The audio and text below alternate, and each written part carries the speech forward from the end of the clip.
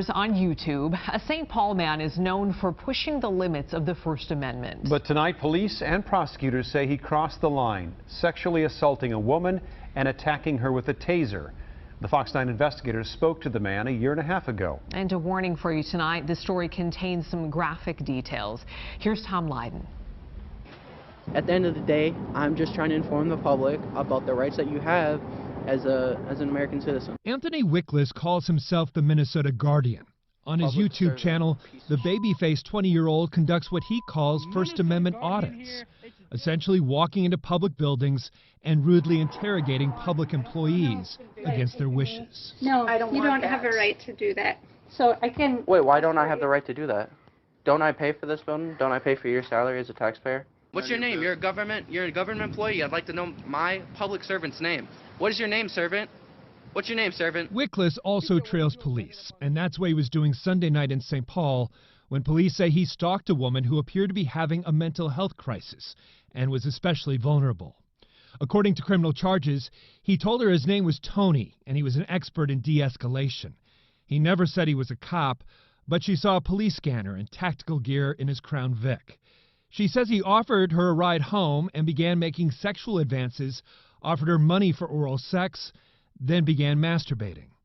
When she rejected his advances, she says, he began to drive more aggressively, got off the freeway in a White Bear Lake neighborhood, pushed her out of the car, and tased her, not once, but twice, then sped off.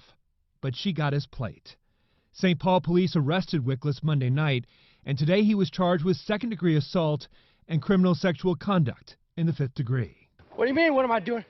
Running up on the scene. Trying to see what's going on, man. Plenty of people saw trouble coming with Wickless, but there was little they could do. The FOX9 investigators caught up with Wickless last year outside Daniker's Market in St. Paul. Well, the lady didn't like that I was filming in there, and I left, and then she took my glove. Just walking around the store, and he talked by himself.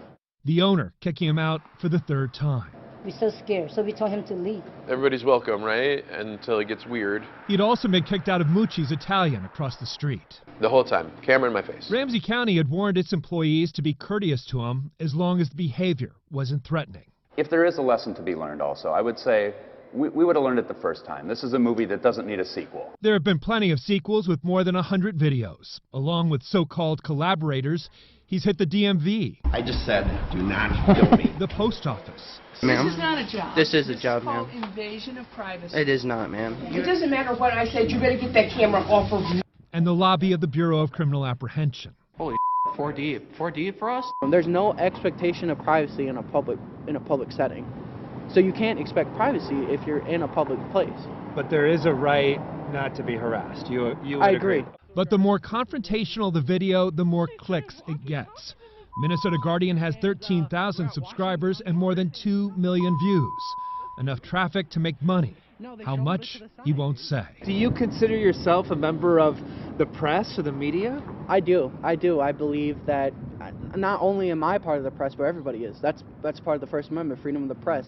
Wrapped in the First Amendment, there wasn't much police could do. They would arrest him for disorderly conduct, but the charges never stuck. More often, he's in danger of being assaulted, like when he recorded people entering a mosque while wearing a Make America Great hat. Or at Bloomington City Hall, where he walked in wearing a flak jacket that said press on it. So I'm going to be honest with you. Okay. If I saw you come into the Bloomington City Hall with what looks like a flak jacket, I'm going to think I'm in the middle of an active shooter situation. That would scare the living hell out of me. I don't think so, because I didn't go, and also it's not against the law to wear one of those kind of vests. But you know the world we live in. Okay, right, but I had clear indicators about what I was doing there. A year and a half ago, Wickless told me he wasn't going to stop pushing the boundaries. Police and prosecutors believe the petulant provocateur finally crossed that line, going from so-called guardian to predator. Tom Lydon, FOX9.